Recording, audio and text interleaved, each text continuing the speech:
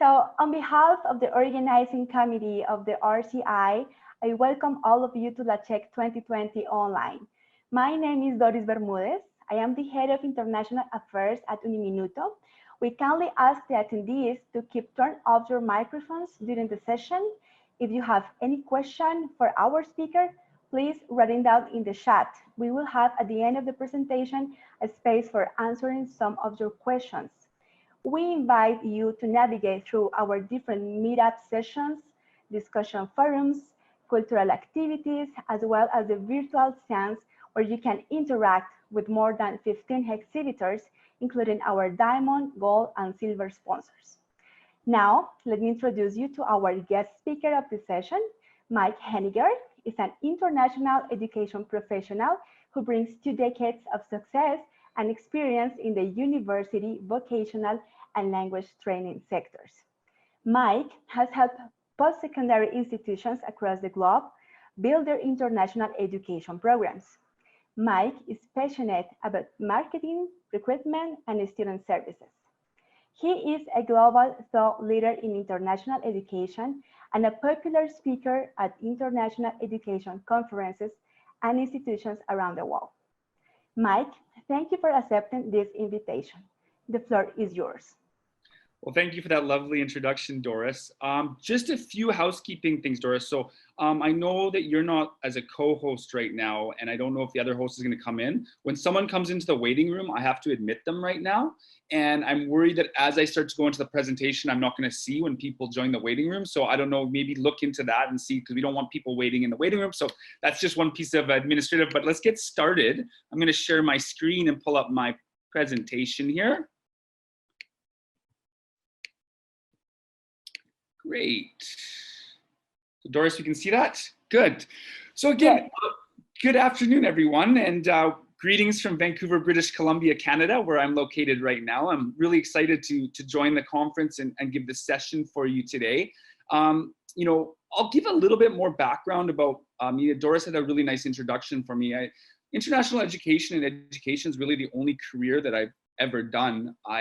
After university, I went to Japan and was a language teacher in Japan for 7 years. And I started a language school in Japan, and that began my career in international education. When I came back, I was working and became the marketing director for one of the largest chains of vocational schools in Canada. And we were bringing about 10,000 students per year into Canada. From there, I went to Thompson Rivers University in Kamloops, British Columbia. Some of you might be familiar with TRU, where I was the marketing director and managing director of the international program there. After that, I joined ICEF, which is International Conferences and Education Fairs. It's a large fair organizer that organizes agent events around the world. And this really allowed me to travel to different countries and work with institutions in Latin America, in Asia, in Europe, in North America, to help them with their international programs. Right now, I work full-time as a consultant, helping institutions in a variety of different ways, training their staff, doing audits, developing marketing and recruitment plans, business plans. So I think I have a unique opportunity to have worked with many different institutions in many countries to see how things are done differently. For today's topic of how technology is shaping international education, I think we could easily say is how technology is shaping education. I think it's going to go across beyond international and look at education. I always like to set out some takeaways and things that I hope that during my session, you guys think about and you learn. So some takeaways from today's session. And I hope to talk about 55, maybe 1 hour, a little bit under an hour, and then have some question and answer at the end. But first of all, the thing that I hope to leave you with is I think this session is entertaining. I have some really cool videos looking at some really neat different types of technology. So one, I hope you find it a fun presentation and enjoyable. Two, I hope you start to think about technology in a different way. And I think education in general has been behind in adapting technology. And I hope you look at technology as something that's very, very important for how we do our jobs, and that, taking on small things and looking how we can generally improve and become more sophisticated in our use of technology will be important. Third thing I want you to think about is that how young people, our students, millennials, Gen Z, that are coming to our institutions, to our universities, to our colleges, they think differently. Technology is everyday part of their life. They're used to Uber, they're used to instant ordering, they're used to being able to talk to a chat bot and get information very, very quickly. So I think thinking about how our students perceive the world is very, very important, and I'm going to talk about that at length through this presentation. And the last thing that I hope to leave you with is that technology really can make human interaction better. And it's not only, I often get that, our students don't want to talk to a chat bot. Our students they want human access. But what we see again and again in research and studies and surveys is that people want prompt, quality, direct service. And if they have to wait 2 weeks to talk to a human, they'd rather be able to access information through technology in a quicker way. And I think that's something that's important to leave you with. So, we're going to take a little bit of a look at the history of technology and education. I'm going to talk briefly about the past and what the history of technology and education, just for a couple minutes. We're going to look at the now and what are things dominating international education and education in terms of technology in the present. So open learning, new delivery modes, celebrity professors, nano and micro degrees are some of the things that we're going to talk about here. I first presented this presentation before COVID. So it's going to be interesting as I go through now to discuss the pandemic in terms of these things. So I'll be addressing how I think COVID affects these things as well and what that will look like after the pandemic. And three, this is where it's going to get really cool, I think. We're going to look at the future and we're going to talk about things like virtual reality, augmented reality, artificial intelligence, and how now that's becoming part of the education landscape. So I'm going to begin by kind of first showing a video, and we're going to talk about the field trip. And I think, we all can remember from our school days when we were in elementary school, maybe even kindergarten, junior high school, the field trips that we did. And when I do this session in person, I'd love to be able to ask, you guys what kind of field trips that you guys have done in the thing. And what I would say is, in Canada, we often do field trips. Young children, they go to places like the zoo or the fire station. So I'm just wondering now on this virtual platform, if we have people from different countries all across Latin America and the Caribbean on this thing, if you could quickly type into the chat, where do young children go on field trips in your country, or where did you go when you were a child? I'd love to see that pop up in the chat right now before I move on to the next step. So again, I said in Canada, the zoo is a really common field trip. The fire station is a common field trip. Sometimes you go to a farm and see, how food is created. So those are some common field trips here. What are some field trips that you do? And if you could type that into the chat really quickly now, I'd love to see some of those things come up. And let's see if the technology works here. Oh wait, at least get one or two. So please share your field trip. So hello from Colombia. So this is Andrea. We send our kids to zoos, maybe some theme parks and parks related to culture and museums. Okay, very similar here. Thanks for that, Andrea. So I think similarity here between Canada and Colombia. Let's see if maybe we get one more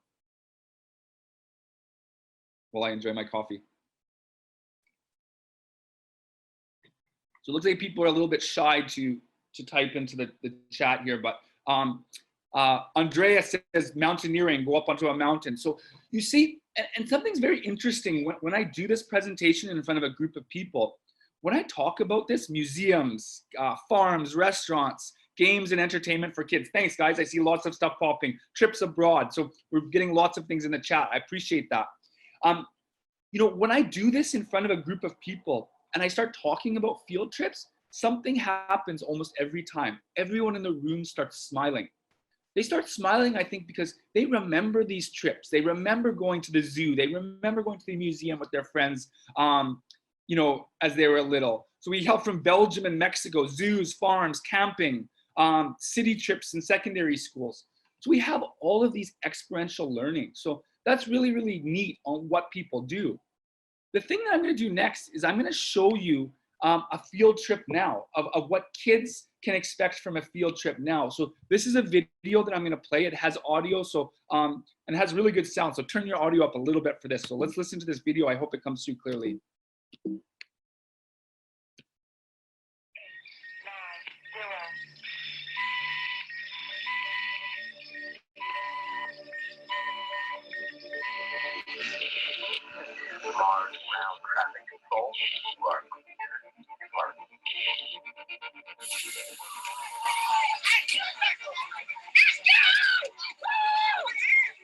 Yes, 100%. Solar panels, sun pointing. Calibrating for 33% of Earth gravity. Welcome to Mars.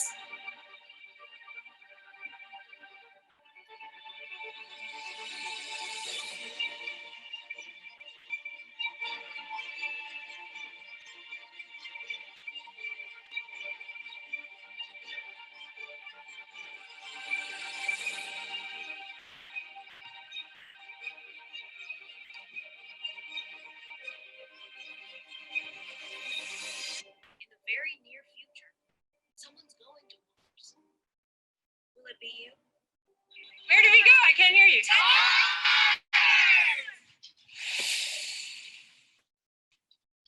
So pretty cool, right? That was a project done with Lockheed Martin where they actually turned a school bus into a virtual reality set. So when the students went on the bus, when the bus sped up, the rover on Mars sped up. When the bus turned left, the rover would turn left. When the bus hit a bump, the rover would hit a bump and the students would feel that. And you know, one of the things that I really love is at the end of that video when the teacher said, "Where did you go?" And all the students yelled, "We went to Mars." And for them, it was a real experience of going to Mars. And when you see this technology being introduced to now children who are like in elementary school at a very young age, this is just the expectation that they have. You can see and hear me again? Yeah. I have no idea. I'm going to jump right back into it. Sorry about that. I don't know. It just completely died. So back to it. Woo, technology. All right, I'm back. So I showed that video. I hope you were able to see all of that video of the Lockheed Martin bus. And then when I look at kind of a history, the past of international education or a past of technology and education, we can see, and I kind of doing this as a bit of a joke, but you know, first we see the thing people were drawing pictures in caves.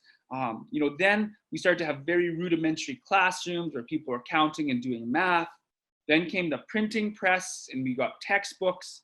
Then we had chalkboards and whiteboards, lots of chalkboards and whiteboards for many, many years. We're still using chalkboards and whiteboards. And then the big advent, of course, came with the computer and with web and with the internet and what we were able to do with that.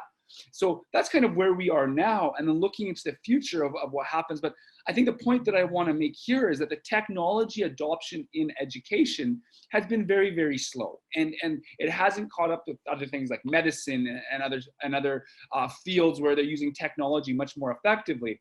So let's take a look at really what's happening now, and I think, you know, I'll speak to this about online learning first, and then I'll talk a little bit about COVID.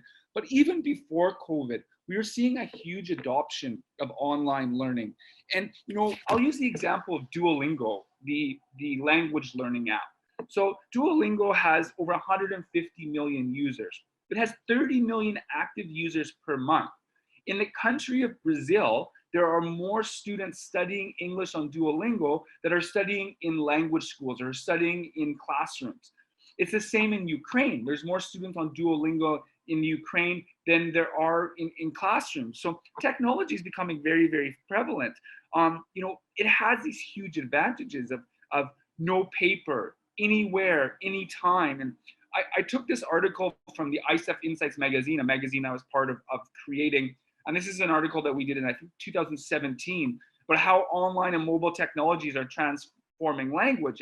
And students really like the ability to access, if they want to study during the night, they study at night. And I think one thing that we're going to see, and I'll come back to this later in the presentation, is that the idea of making a student study Monday, Tuesday, and Wednesday at 8 a.m. is something that's very foreign to them. They're used to be able to do things and access information when they want and how they want. And so online learning really has this flexibility. I mean, I think the jury is still out a little bit on online learning as opposed in relation to COVID. I think there's a lot of fatigue. There's Zoom fatigue. We all have this, being on meetings and students being online all day. But definitely what we see is that we're getting a really quick improvement in the quality of online learning. And this was happening even, prior. So looking at Coursera, for example, one of these large online learning platforms, here you can study from some of the top professors in the world, from Yale, Harvard, Princeton, Oxford, Penn State. Some of these top universities are having professors teaching programs on there. You get short shareable certificates. So you can take a course and you can put an electronic certificate on your LinkedIn to show that you've completed that course. It's very competency based. They're very cheap and short. So a course is often 3 to 6 weeks. You pay maybe $100 USD and you can take these courses.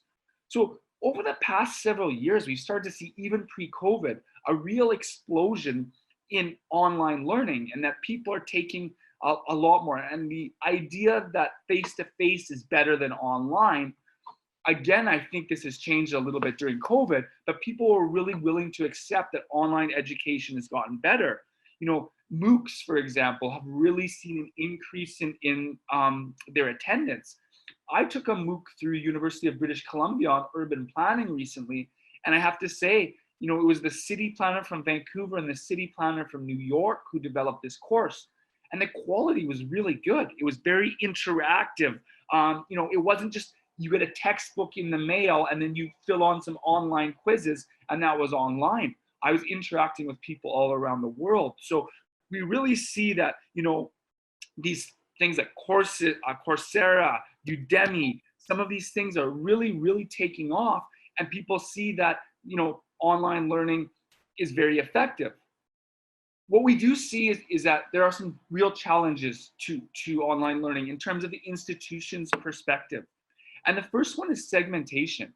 When online learning really first started to get popular, what schools thought is that by putting their courses online, they were going to be able to access a whole different segment of students. So they had their students that were on campus, and then online they'd be accessing all of these other students. And actually what is proven to be true is that that's not really the case. And that many of the times the students that are taking an online course with you are the same students that are studying in your classes, and they're just doing to add on and to have more flexibility. So one of the challenges that we've seen from online learning is this segmentation challenge. The other big challenge has been cost of delivery, and people were really surprised at how expensive it was to deliver online. Now, I think with third-party providers, and I think with this explosion of online learning during COVID, we're going to see the cost of delivery drop significantly. But up to now, it wasn't a big difference for an institution to deliver courses online as it was to deliver them face-to-face. So those are some of the challenges that have come from online learning.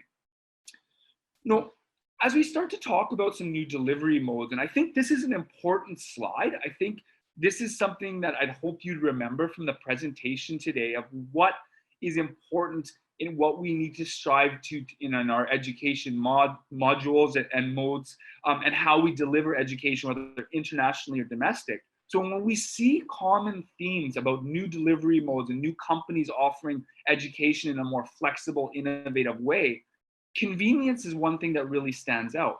Again, I said this before, anytime, anywhere, you can deliver, you can study morning, at night, from the beach, from your place, from a cafe. This is very, very attractive to students. The next thing is ROI, and people are really looking for a return on investment. They want to know, and it's often the next point of connection to industry, but if I complete this course, how much, what kind of job am I going to get, and how much salary am I going to get?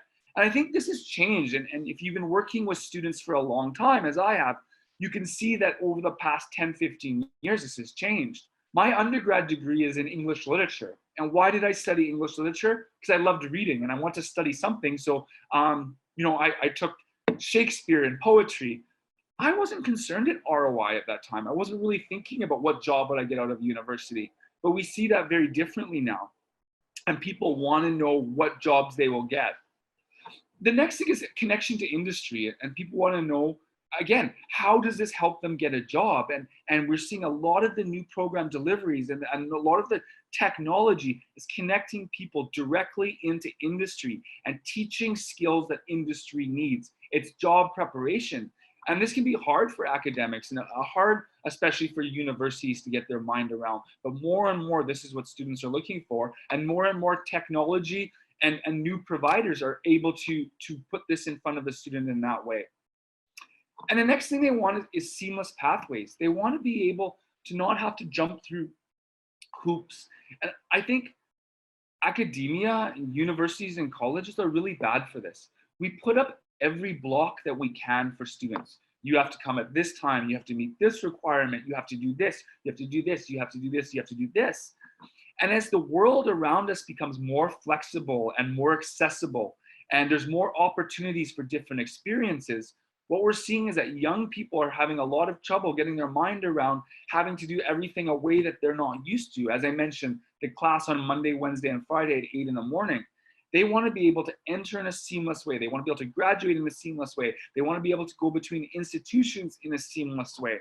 And we're seeing this trend happening more and more and more in terms of innovation for international education and education of people providing seamless pathways and easier access and easier journey through. So we'll look at that in detail. So then now, some of the cool things that I think that have popped up in education and some different types of companies that are providing these things that have more of these focus: convenience, ROI, connection, industry, and seamless pathways. So we'll look at some of those now. And one I want to look at is masterclass.com. And I don't know if any of you are signed up for masterclass.com. I have a membership to masterclass.com. Cooking classes, you can study singing with Christina Aguilera. Maybe the Kevin Spacey teaching hasn't aged too well. I think I need to replace this slide. But basically what the people at masterclass.com wanted to do was build a modern day library of Alexandria. You can study tennis with Serena Williams. You're studying with the very best people. Basically the premise is, if you want to learn something, you learn it from the master. You can get lifetime access for as little as $120 where you're able to learn this. And they have some very innovative ways to get people. Serena Williams can look at your tennis serve. You can get extra things built in. But it's just a real good example about flexibility and about appealing to people. And instead of saying, we have a business professor who, has never run a business. On masterclass.com, you can learn from the CEO of Disney. You can learn from some of the biggest business leaders in the world. I took a negotiation class from the long-term head of FBI negotiation. He was the conflict negotiator for the FBI. Absolutely fantastic course. So when you talk about flexibility and really learning from the best, masterclass.com is a really excellent example of this. Another great example of this convenience and connection to industry is nano degrees, and Udacity is a great example of that. I'm not sure if you're familiar with this. What I have here is an actual screenshot of the Udacity's webpage. So this is the webpage from udacity.com. So look at their value proposition that they're putting forward to students. Enroll, learn, advance. Graduate, celebrate. Get a job or your money back. If you do not find a job in your field that you study with Udacity, you get a full refund within a year. So companies that hire Udacity: Google, Facebook, AT&T, Accenture, Capital One, you can see the list here. So basically what they've done is they've developed a university by Silicon Valley, and large companies go to Udacity and say, we need these skills, whether it's development, whether it's coding. And they actually prepare these, and they do these nano degrees, which are just small pieces and small credentials that teach you specific skills. And again, when you talk about the convenience, you can study this at any time. You also don't have to take a whole 4-year degree to get a set of skills. You can take a 2-week course, you can take a 3-week course, these set, things that really are focused on the gig economy. These are the competition for our traditional institutions. This is an option for the same students that we are looking to attract and teach in our students. And these are becoming very, very popular for people to say, why do I want to go do a 4-year degree or a 3-year degree or a 2-year degree when I can go and develop very specific skills that are going to get me the ROI, that are going to connect me to industry in a very, very convenient way. So nano degrees are a really great example of that. Another one, MicroMasters and edX. Again, for this slide, I simply took a screenshot of the edX website. Choose your program, learn great things at your own pace, earn a valuable credential, advance your career, or pursue a master's degree. So these are actually connected to master's degree that transfer into master's degree at top universities. And so really looking as a value proposition, this really is attractive for a student to look at this. And I thought of a really good analogy of this. And again, I'm dating myself, but I'm sure many of you in this call are in the same age group as I am, a little bit younger, maybe a little bit older. But I remember growing up, and when you wanted to buy music, you had to go buy the tape. After that, it was a CD, but I was my junior high school and high school days, we were still using tapes. So if you really liked a song, you had to go and buy the whole tape. And that tape had 16 songs on it, but really you wanted to get one song. And then we all made our mixtapes where we recorded our favorite songs onto one tape. Then came along Apple and iTunes. And basically they changed the unit of sale for music. At iTunes, you no longer have to buy an album. You can buy a song. This is very much what nano degrees and MicroMasters are doing. They're changing the unit of sale of education. Before, the unit of sale was a full degree. Now it's specific credentials on a specific skill set. So again, students can learn from very short time and develop a skill that they will be able to show and then transfer directly into a job and be connected into industry. You learn at your own pace. It's very, very flexible. And, again, it's being accepted by top universities around the world. So I think the two we looked at before, nano degrees and MicroMasters, really show that flexibility, that ROI, that connection to industry, the seamless pathway that people are like. For edX, the entrance requirements, there's no entrance requirements for many of these programs. If you can take it and if you can succeed, you're welcome into the program. And again, that speaks really, really loudly and positively to students who believe that should be the way that they should be able to access education that's going to contribute to their career in the way that they want.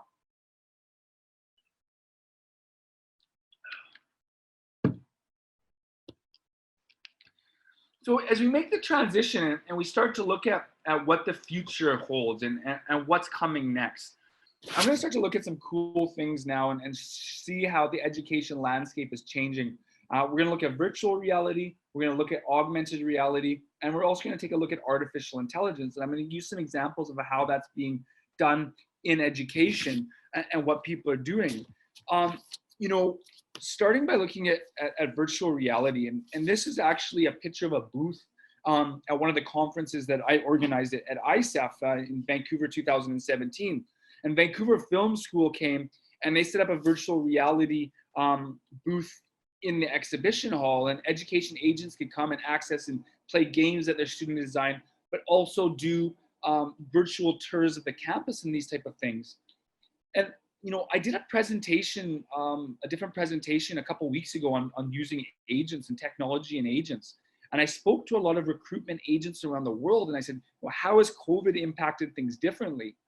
And they told me virtual campus tours and video content usage has gone through the roof. Students still want to experience what that campus looks like, what it's like. So marketers around the world have learned that, providing that experience and showing students what it's like. I'll use the example of Colombia. I've had the opportunity to travel to this fantastic country, absolutely loved my time in Colombia. But if I'm a student, say in the US, and I'm considering study abroad in Colombia, I really want to see what that campus looks like. I want to see what it's like in the town or city that I'm going to. And virtual reality has the ability to show that. And I'm just gonna read some stats out for you around virtual reality and how's this. So the number of active VR users forecasted to reach 171 million by this year. The majority of them will be 14 to 21-year-olds. So the demographic that many of us are looking at when we're recruiting students into our schools. A recent survey reported that only 4% of people between the ages of 14 and 19 have no interest in virtual reality. So if I flip that around the other way, I could say that 96% of people between 14 and 19 are interested in virtual reality. So basically everyone.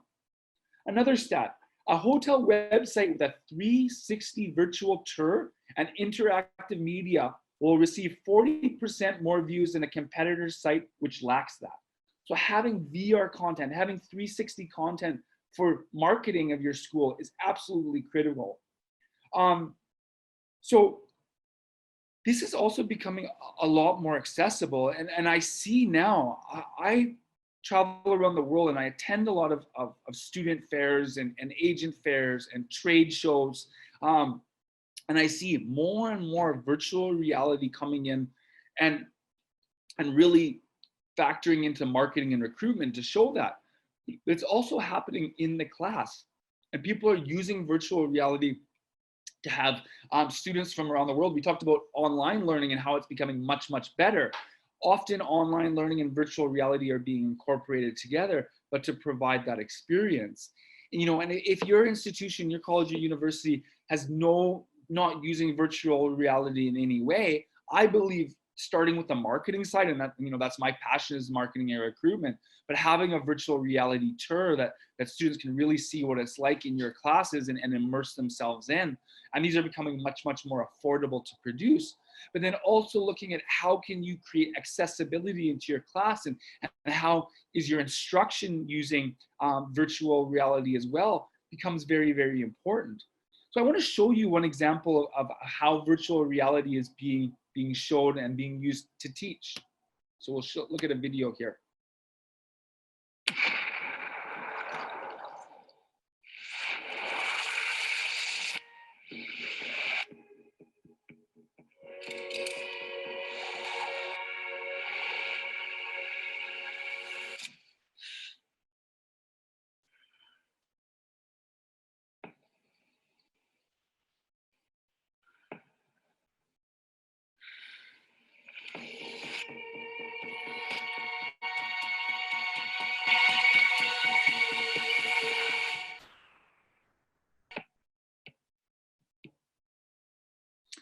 So that's part of the Samsung Be Fearless campaign.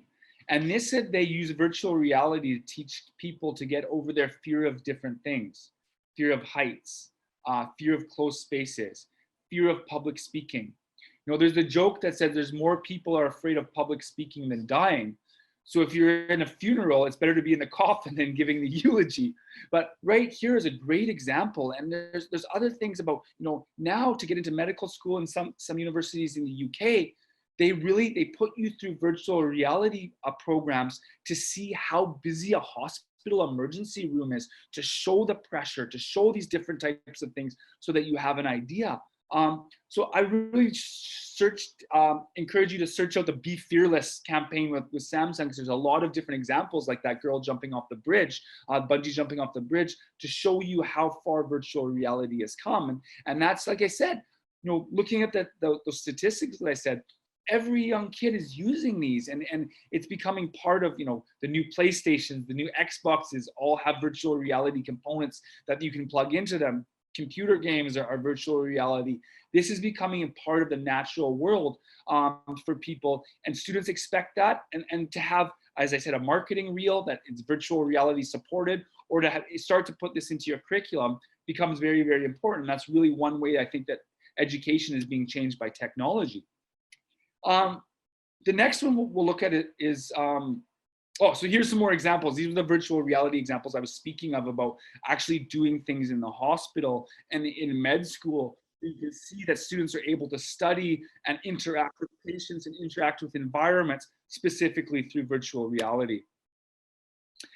The next one I'll speak about is augmented reality. And I think, you know, the big one that we were introduced to over the past several years was Pokemon Go. It kind of took over the world, and there was, you know, augmented reality people everywhere. And basically all augmented reality is a digital overlay over the real world. So you have the real world, and then you have something digital. And I think the picture, the filter of the girl on the right here that has the flowers or butterflies or whatever that is, you know, as a Snapchat filter is a great example of augmented reality.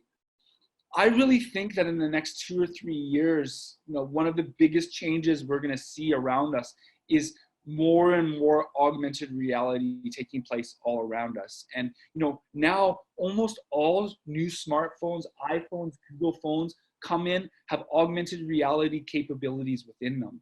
And already in some cities, you can hold up your phone like this and over a street, and the restaurant menus will pop out, and you can actually see what the restaurant's menus digitally are, click it on your phone and be able to read the menu. If you go to a professional baseball game in the US, also now you can take your phone and hold it over the field, and information about the players pops up on your phone, and you can touch it and learn more about those players on the field. So we're seeing so much of things that are happening with augmented reality. I have already seen some schools that have augmented reality brochures. So in the middle, you can see this coloring book, I think it is. The shark actually comes out of the coloring book. I have seen now school brochures when students or schools are at student recruitment fairs internationally, and students walk up and they give them the phone and ask the student to look at the brochure. And when they put the phone over the brochure, the mascot pops up, the brochure becomes interactive. So we see this augmented reality that's taking place in textbooks, in brochures, and also in classroom learning. The other thing that application that I see for augmented reality is for campus tours. We are already seeing some companies that are coming out that will design an augmented reality tour of your campus, where students can come and on the first day have like a Pokemon Go experience where they have to go around using their phones and find out different information around the school, and it becomes part of the orientation, or again would have marketing applications. I mean, how cool is that? So really, we see now there's easy access tools for developers. You can make, you know, you have the App Store will take your virtual reality, or so your augmented reality app and put it on there. It's very easy to access. So we're seeing the augmented reality pieces coming more and more into the education experience and seeing how different things can work there. And I want to show you one example. We did a video of virtual reality. I have another video that will show you how augmented reality can be used in terms of a fundraiser. So let's take a look at that video now.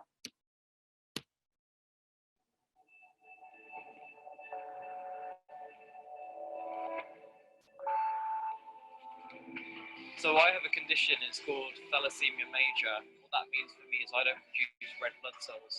So I'm completely reliant on people going out and donating blood. I was approached by NHSBT. We did a lot of campaigning last year to encourage new donors to come forward. And they sold me on this idea of this augmented reality where I would come up on the billboard and then people would virtually donate. And it just takes the fear out of donating. It's a really, really great concept. The way it works is you see the poster and you see a blood recipient person not looking very well. So the opportunity is for you to interact with that poster and that person in order to donate blood. The way it works is you put a sticker on your arm, and through the camera of your phone, through augmented overlay, you can actually see a needle with the tube, which goes back up into the poster. And as you start giving blood virtually, the blood bag on the screen fills up at the same time. The blood recipient gets better in front of your eyes, which demonstrates the power of the blood donation.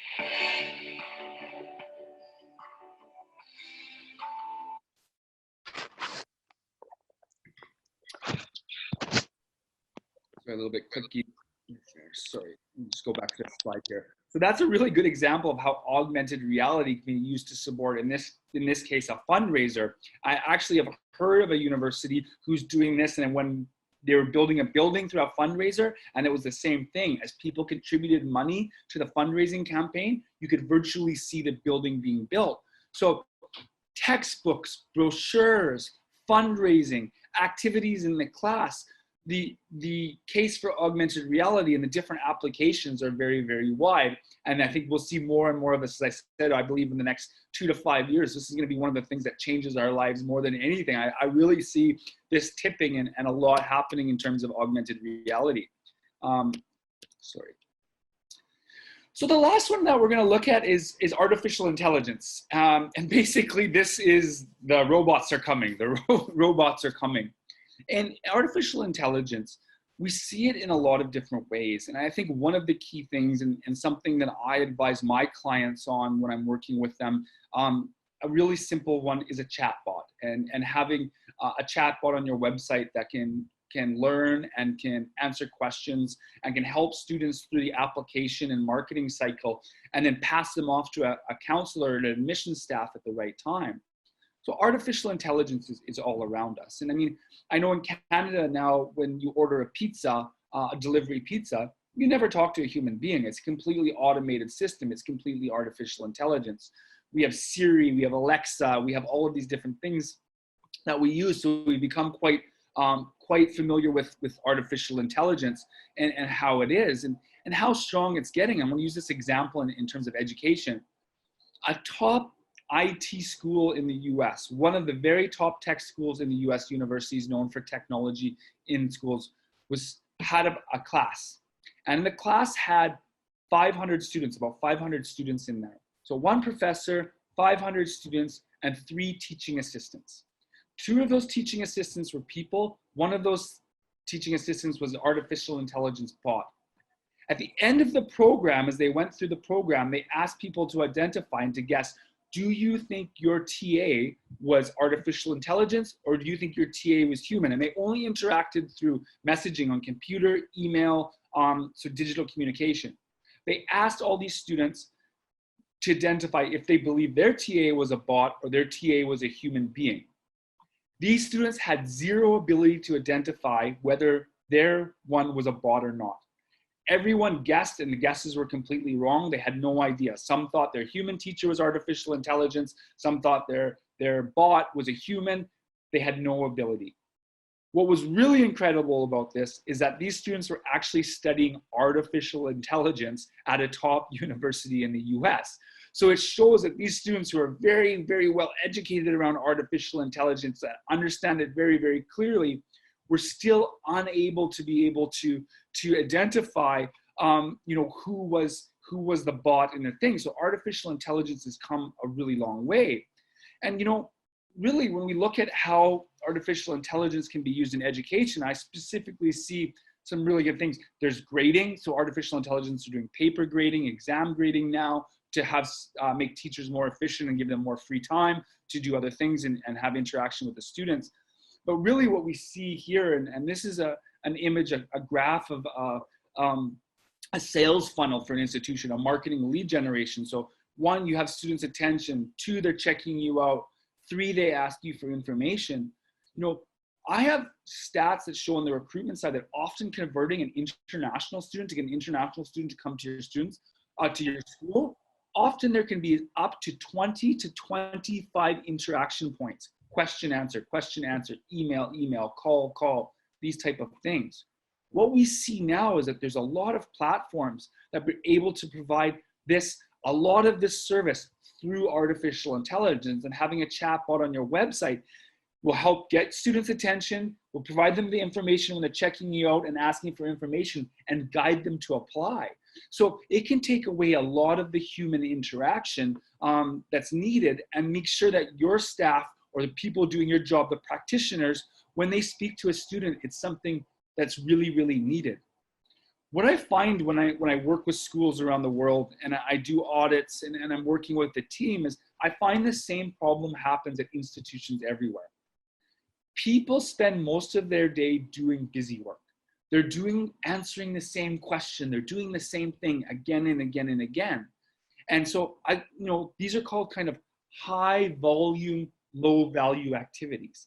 A lot of people spend a great majority of the day doing high volume, low value activities.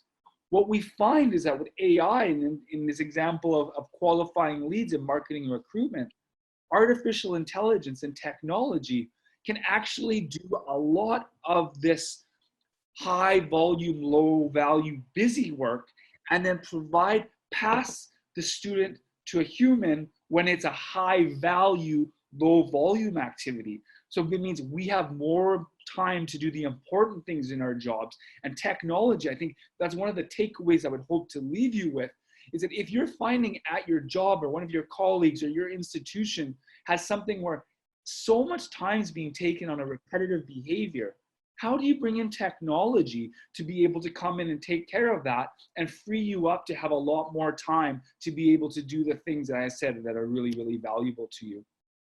So really, what does it all mean? And when we go through all of these technology things, I think we can all relate to this, taking our computer and throwing it in the garbage can, or the monkey just like, ah, or kind of the pug thinking, what's coming for us? And I think, you know, we get really scared when we hear about this technology. And you know, when I start to talk about things like artificial intelligence and virtual reality, augmented reality, people find it's not accessible and they just think, you know, our institution can't do those type of things. But what I see is that adopting small pieces of technology and bringing in, starting perhaps with a chatbot or starting with a marketing virtual reality reel, these type of things can lead to more and more adoption at your institution. So I think there's no reason to feel like these gifts show us and with frustration or with fear or with apprehension. You know, what we see is that people are usually just scared to make that jump. But when people bring in technology into their universities, people bring in technology into their institutions, they usually are able to really improve their workflows and how they do it. And I think it goes back to this concept that I said in the takeaways at the beginning of the presentation. Our students expect this. The rest of the world that they live in is providing them these solutions, is presenting information to them in this way, is allowing them to access their brands in that manner. But education is still not doing that. So I hope that kind of motivates you to think maybe we should tackle some of this on our institution. And I thought this was good to end with just for a laugh. And if you're not ahead, you're behind. And what we see with the Coursera's and with the Udacities and the master classes, they're getting more and more and more traction. You know, they're raising a huge amount of money. They're getting more and more customers on there. And I think, you know, when we look at that and you're planning, if you're a senior administrator at your institution or you're presenting to a senior administration institution, that slide that I showed about, you know, convenience, ROI, connection to industry, seamless pathways, that should be part of your planning. Anything that your institution's doing to develop, that is what our young people are looking for. That is what our schools, our students are looking for. And if you're not providing that, you're falling behind other institutions that do that. So, you know, we're going to wrap it up there, and I hope to take some questions. You know, I put my personal information here. I believe this presentation is going to be being shared as well. If there's not a video being shared, reach out to me personally. I put my personal email on. Also, feel free to add me on WhatsApp. That's my phone number there. I'd love to be able to work with you.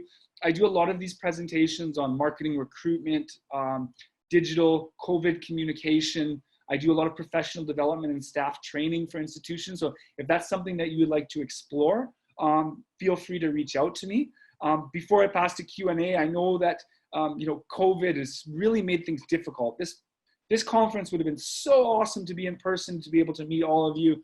And thankfully for technology, we're able to still connect via Zoom and still have these things. But I know the anxiety and the pressure can really be getting to us. And so this is a picture of my 5-month-old daughter, Mika. I think you'll agree she's super cute. I can imagine going, out there as everyone sees her. I just want to leave with something positive and these connections that we have with each other.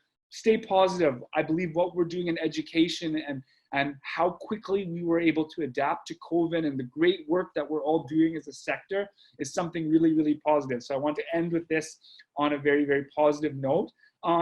So with that, I'll be happy to open it up to any questions and answers, questions that we might have.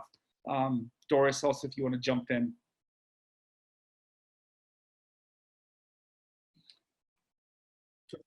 feel free to tap it in, or you can even speak with the question. That's fine. Hi, Doris. Hi there. Yeah, well, thank you, Mike. This was a wonderful and insightful session. I think that technology is changing our lives and it's changing the field of education. So please, to the attendees, if you have any question to Mike, this is the moment. Yeah, and I'm just seeing some comments coming up in the chat. You know, absolutely, investment is mandatory, and I really like that comment because, you know, I think, you know, the joke slide that I had before of the zebras bums. I think a lot of institutions are like that. They're just turning away from reality and they're not looking at how important this is. And by the time they do invest in this, and by the time they do come back to it, they're going to be so far behind. And I think, you know, starting with a small investment, starting with some exploration and experimentation is really, really important. Yeah, well, what I think is that with the pandemic, we all needed to face a big challenge. Most of our higher education institutions maybe deliver face-to-face programs.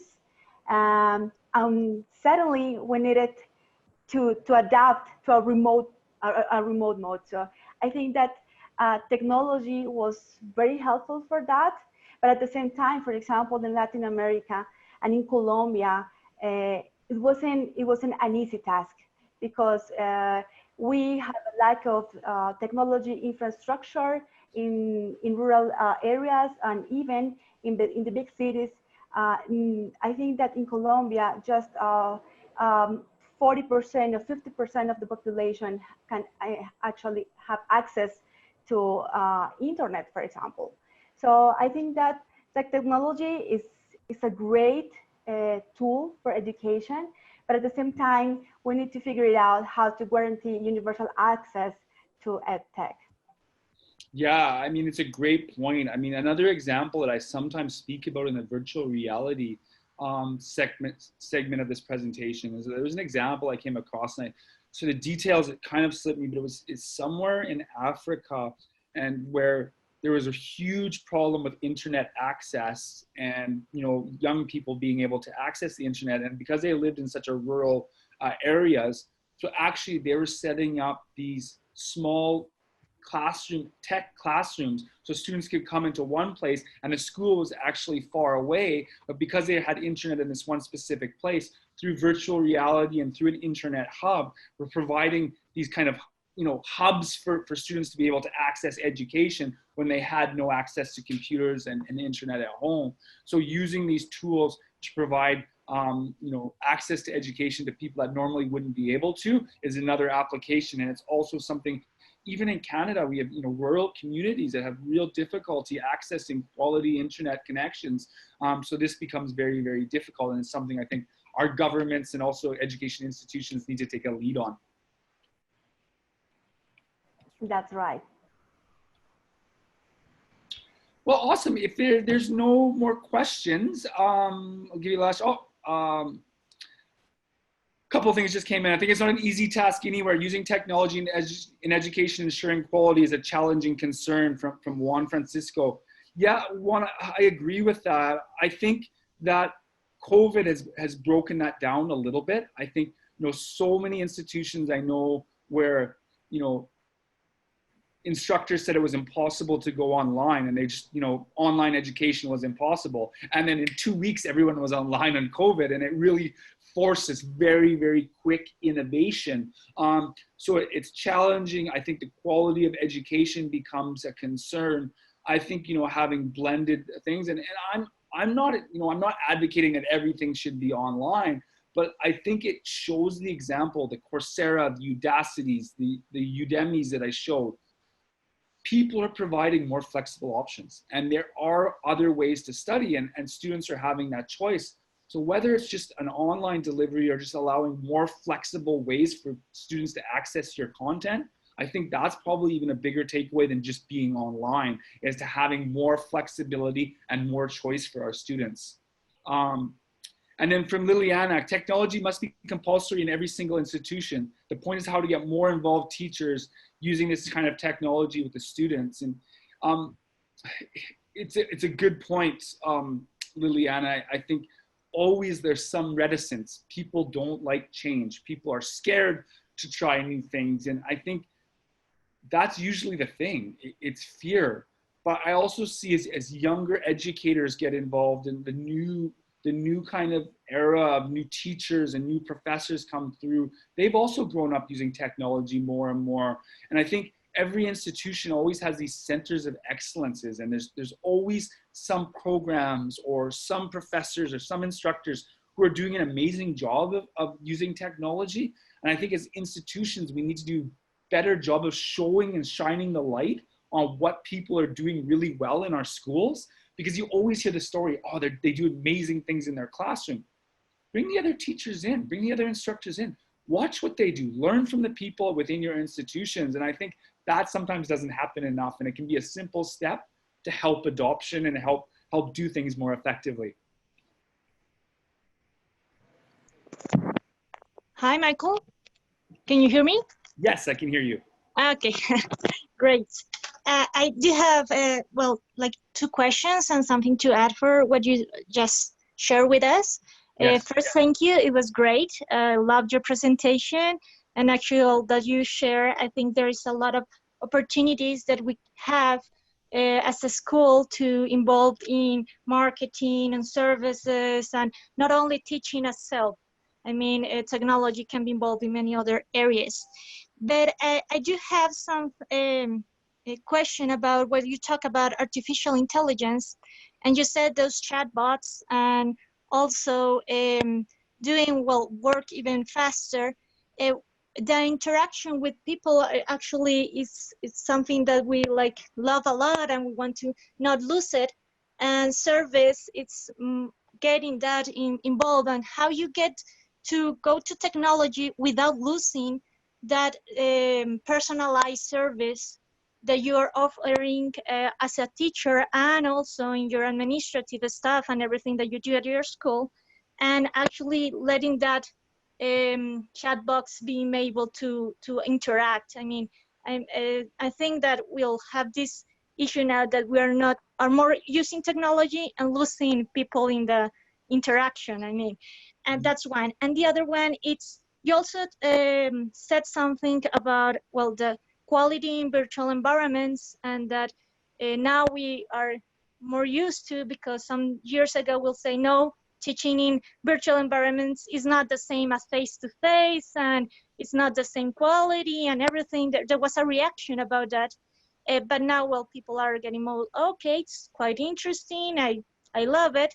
But anyway, how can we migrate with that face-to-face and maintain that quality in those virtual environments, and actually not making also like too short courses, and actually giving them all the learning that comes you want to. I mean, if you want to develop a skill in a short term, maybe it's not be so easy. I mean, I don't know if I got myself understood. Yeah, so those are 2 really big topics. The first one around the chat bots and the artificial intelligence and using technology to maintain a human connection. This is a really interesting thing, and sometimes I have another presentation that I do that I really drill down on this particular thing. And so I have in that presentation some survey results where they ask a big group of young people, would you rather speak to a human and have to wait 10 minutes, or would you rather get your information from a bot immediately? It's like 100%. They all said, we want to get this information immediately. Human connection is very, very important. But what happens is that, as I said, that busy work often means that the quality of the service that we're providing is actually decreasing. The people that we have, we'll talk about student services, for example. What do you want your student services coordinator talking to a student about? The real value thing is when a student has a real problem, they're not doing well in their course, or they're having personal issues, or there's some serious thing that needs an intervention. You want to be able to sit down and spend an hour with that student and speak to them and to help them and support them. That's human interaction, that's support. It's not telling someone that the application fee is $50. It's not telling someone what the entrance requirement is. It's not telling someone what the ad drop deadline is. That's not needed to have a quality human student services. The one example that I have that I've talked about before is that in the US, during the travel ban, when Trump made the executive order and was the 7 countries were not allowed, many students were returning from their home countries during the summer to attend studies in the September. And schools were really worried about if those students were going to be able to get through customs. One school in New York actually created a system where students would send in a couple things. 1, their cell phone number. 2, their flight details. They put this into a script, an artificial intelligence bot, who would then search, and this is a true story, would search the airport arrival information. And when the student's plane landed, they would send a text to that student saying, did you clear customs? Did you arrive in the country? If the student responded back yes, it filled out a spreadsheet that said student had arrived. If the student did not reply, it actually went to the study abroad coordinator with a list of students who did not arrive on their scheduled flight. This, the study abroad coordinator then could start calling the families, could start calling the students and follow up. I think this is a really great example of this point that I'm trying to make, is that, you know, having that study abroad coordinator call every student saying, did you arrive, did you arrive, did you arrive, did you arrive, is not a valuable use of the time. The valuable use of the time is trying to find the students who didn't arrive and find out what happened and see if you can intervene and provide support. And I think that's an awesome example of how technology can actually make student services and the human connection better by doing the busy work, by doing the hard digging work, and having them scan those arrival boards and having that system that notified the coordinator when they needed to call a student.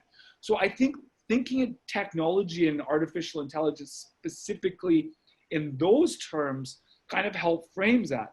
I'm not saying, and I've seen in this thread, in no way am I saying, you know, replace people with technology. I'm saying use technology to help people do a better job. And it also came up in a thread about teaching, like not replacing teachers and not doing that. Again, I'm not trying to make that argument. I'm trying to make the argument that technology can help us do a much better job. And I think it goes into the second point that you're making. What was the second point? Second question. I was so passionate about the first, I forgot the second. Yeah, quality and virtual environment, that the reaction of everybody, like having the same quality of face-to-face. Yeah, thanks for reminding me. You know, what I would say to that is, again, and I saw it come up in the chat about people, we shouldn't replace teachers with technology. And I'm a firm believer that the importance of face-to-face will never go away. I think developing those interaction skills, social skills, confidence, all of those peripheral things that have nothing to do with the actual content even, are so important that they'll never be replaced. I mean, for example, I worked at ISEF, I mentioned, for 5 years. And one of the things, you know, we brought people face to face. So recruiters can meet with schools and make a relationship. And people will say, well, I can do that by the phone, or I can do that online. No, you can't. I mean, looking someone in the eyes and having that face-to-face interaction, I believe will never be replaced. But I think if young people are so interested in playing games in virtual reality and accessing different information in virtual reality, having components of your curriculum that they can access through virtual reality is going to engage them more. It's going to present information to them in a way that they want to have it presented, and it's going to enhance the learning experience. So again, I think same point that I was making with the AI as I'll make with this point is, like, how do we enhance? How do we complement? How do we make things better using these technology solutions?